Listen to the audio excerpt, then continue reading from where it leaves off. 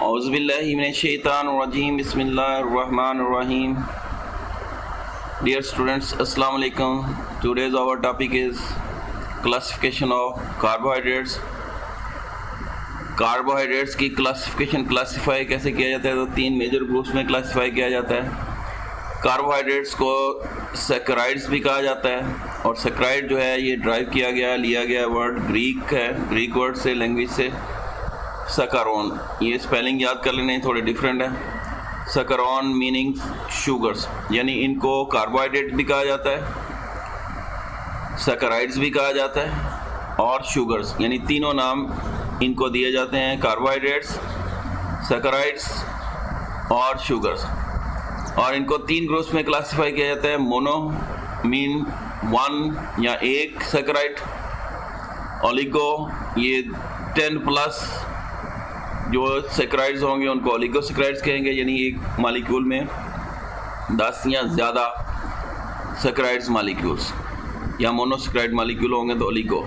अगर बहुत सारे होंगे मोर देन 100 तो इनको polysaccharides, poly mean many, saccharides कहा जाता है। तो पहले मोनोसैकराइड्स जो सिंगल या एक सैकराइड या एक शुगर मॉलिक्यूल पर मुश्तमिल हो, इनको मोनोसैकराइड कहते हैं। ये सिंपल शुगर्स भी कहलाते हैं। एक बात, दूसरी स्वीट इन टेस्ट, जायके में मीठे होते हैं, इजीली सोलेबल इन वाटर, पानी में आसानी से हलपजीर है, और can not be hydrolyse into simple sugar. मज़ीद इनको तोड़कर सिंपल शुगर में कन्वर्ट नहीं किया जा सकता, क्योंकि ये खुद ही सिंपल शुगर है। मज़ीद तोड़ेंगे तो ये अपने अज़ा में टूट जाएंगे और कार्बोहाइड्रेट्स नहीं रहेंगे। केमिकली यहाँ तो ये पॉलीहाइड्रोक्सी अल्डिहाइड है, यानी बहुत सारे हाइड्रोक्सल आयन वाले अल्डिहाइड, या फिर कीटोन्स हैं। तो all carbon atoms in monosaccharides except one, जितने भी कार्बन एटम हैं, यानी इसमें OH लगा होता है। तो अगर हम फार्मूलाज में देखें कार्बोहाइड्रेट्स में जितने भी, तो इनमें इस तरह से देखें, ये OH, इसमें भी OH यानी हाइड्रोक्सल आयन सिवाय एक के।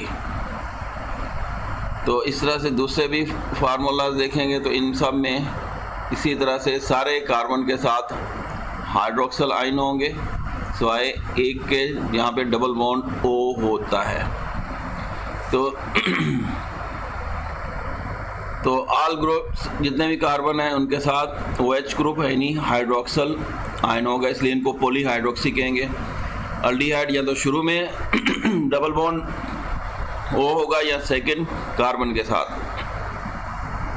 तो रिमेनिंग कार्बन एटम इधर ए पार्ट ऑफ अल्डिहाइड, जो एक बचेगा वो अल्डिहाइड होगा या कीटोन होगा।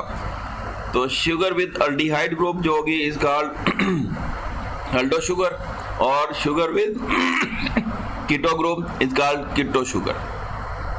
तो इनको इंडिकेट करते हैं दो ट्राइओसिस, ट्राई मीन तीन ओसिस वाले, OSE शुगर के लिए वर्ड यूज होता है, ट्राई मीन तीन, OSE शुगर यानी तीन कार्बन वाले शुगर्स। ये अल्डिहाइड फॉर्म है। अल्डिहाइड फॉर्म में निशानी ये होती है कि ये पहले कार्बन के साथ डबल बॉन्ड O होगा, इसलिए ये O पहले नहीं लिखा, बाद में है। इसका मतलब एक तरफ बॉन्ड बना हुआ है तो हाइड्रोजन लगा हुआ है, दूसरी तरफ डबल बॉन्ड ऑक्सीजन है। तो अगर ये अल्डिहाइड स्ट्रक्चर फार्मूला, यानी ये इस तरह से कह लें, पहला वाला ये अल्डिहाइड है कि एक तरफ डबल बॉन्ड O और H, इसलिए HO इसको लिखा जाता है। लेकिन अगर ये दूसरे कार्बन के साथ इस तरह से डबल बॉन्ड O है तो ये कीटो ग्रुप कहलाएगा, यानी पहले कार्बन के साथ डबल बॉन्ड O है तो अल्डो, दूसरे कार्बन के साथ डबल बॉन्ड O है तो ये कीटो। ये निशानी बेटा याद रखनी है। तो ये अल्डिहाइड ग्रुप यानी ये अल्डो ग्रुप हो गया, ये दूसरे कार्बन के साथ ऑक्सीजन है तो ये कीटो फॉर्म हो गई। तो ये आपकी बुक के पेज नंबर 21 पे है। तो ये पहले वाला, इसके नीचे डिस्क्रिप्शन में देखेंगे तो ये कहलाता है ग्लाइसरॉल्डिहाइड। ये पूछ भी लेते हैं, draw the structure formula of glyceraldehyde. तो ये भी तीन कार्बन है, फिर अल्डिहाइड फॉर्म है ये ग्लाइसरॉल्डिहाइड। दूसरे वाला जो है ये कीटो फॉर्म है या कीटोनिक फॉर्म कह देते हैं। डाई हाइड्रोक्सी यानी यहाँ पे भी हाइड्रोक्सिल ग्रुप है और फिर इसके यहाँ पे भी यानी हाइड्रोक्सी ग्रुप है, तो इसका मतलब 2 हाइड्रोक्सिल ग्रुप हो गए, तो इसलिए डाई हाइड्रोक्सी।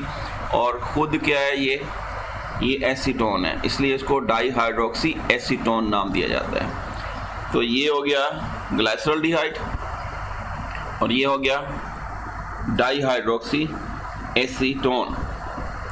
तो ये आपकी इस फिगर के नीचे ही इन्होंने नेम भी बताया हुआ है इनके, ये ट्रायोसिस है दोनों। अब नेचर में मोनोसेक्राइड्स किन नंबर से पाए जाते हैं? 3 to 7 कार्बन एटम्स में पाए जाते हैं, यानी 3 से 3, 4, 5, 6, 7, लेकिन यहाँ पे इन्होंने 8 में बताया, लेकिन आपकी बुक के मुताबिक सिर्फ 3 से 7 तक, यानी 3 कार्बन, 4 कार्बन, 5 कार्बन, 6 कार्बन और 7 इस शक्ल में पाए जाते हैं। और वो भी वेरिएबल है, कोई ज़्यादा तादाद में मिल जाते हैं, कोई कम मिलते हैं। तो दे आर कॉल्ड ट्रायोसिस। अगर 3 कार्बन है तो ट्रायोस कहलाएगा।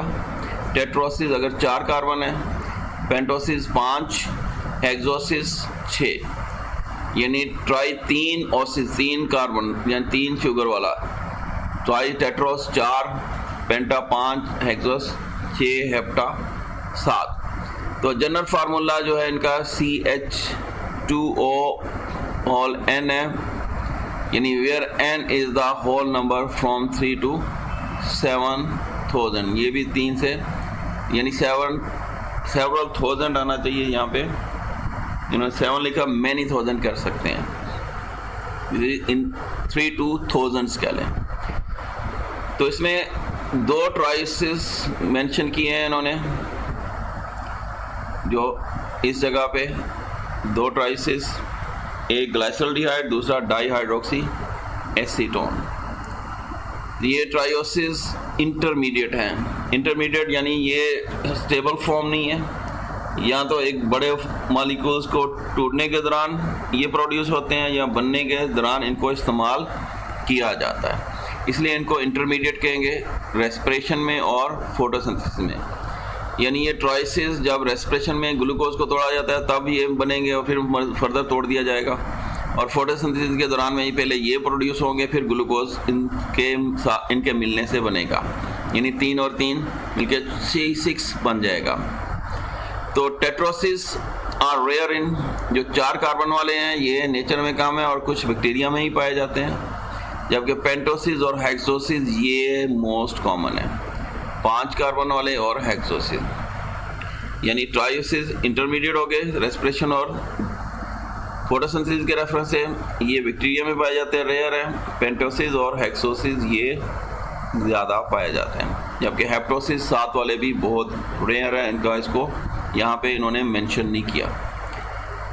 तो ये मोस्ट कॉमन हो गए। तो बायोलॉजिकल पॉइंट ऑफ व्यू से हेक्सोस मोस्ट इंपॉर्टेंट है, यानी 6 कार्बन वाला ग्लूकोज जिसको हम कहते हैं।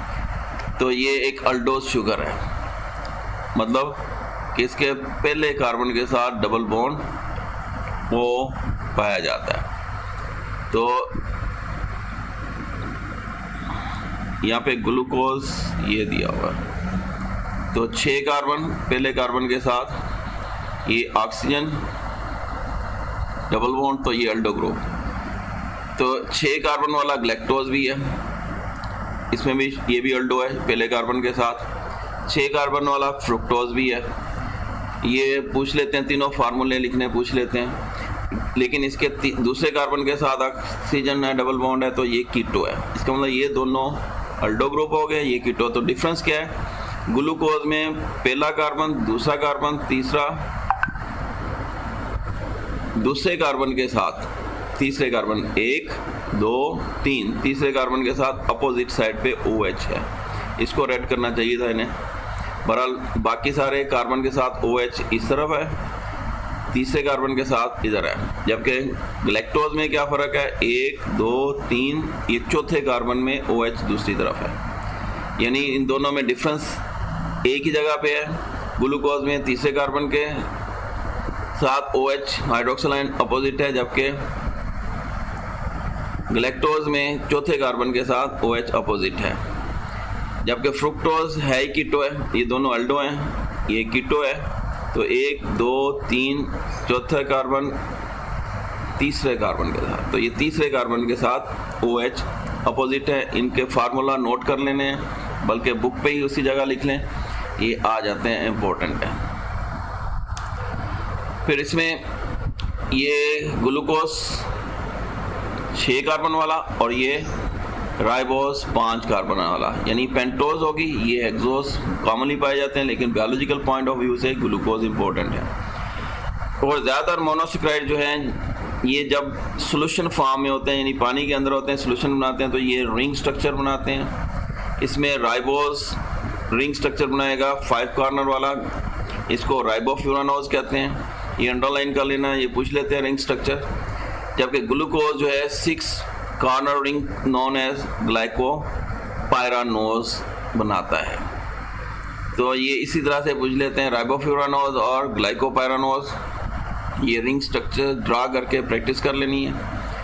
ये राइबोफ्यूरानोज होगी, राइबोज या इसको डी राइबोज नाम देते हैं, इसको ग्लूकोपाइरानोज या डी ग्लूकोज भी कहते हैं। तो ये स्ट्रक्चर्स हो गए। फिर अब ये पाए कैसे जाते हैं, तो फ्री स्टेट में ग्लूकोज मौजूद है फ्रूट्स में बहुत ज़्यादा है, और इन फ्रूट्स में भी कौन से फ्रूट्स में सबसे ज़्यादा है, ग्रेप्स में, फिग्स में, डेट्स में। हमारे ब्लड के अंदर ये पाया जाता है काफ़ी मिकदार में, तो ये अलग से अंडरलाइन कर लेना, MCQs में आता है, यानी 0.08% हमारे ब्लड की परसेंटेज में ये परसेंटेज है ग्लूकोज की।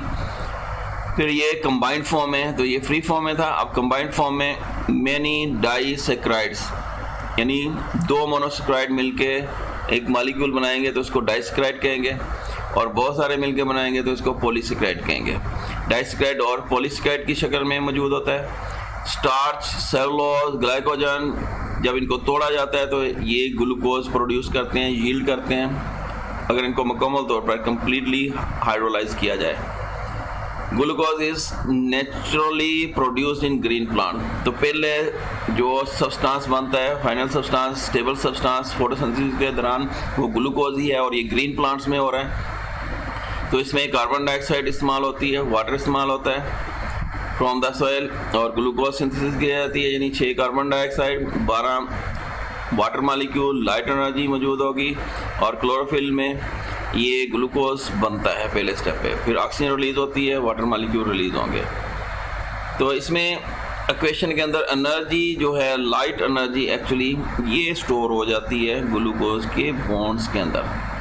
CH बॉन्ड जितने भी है, कार्बन हाइड्रोजन बॉन्ड, ये एनर्जी यहाँ पे स्टोर हो जाती है।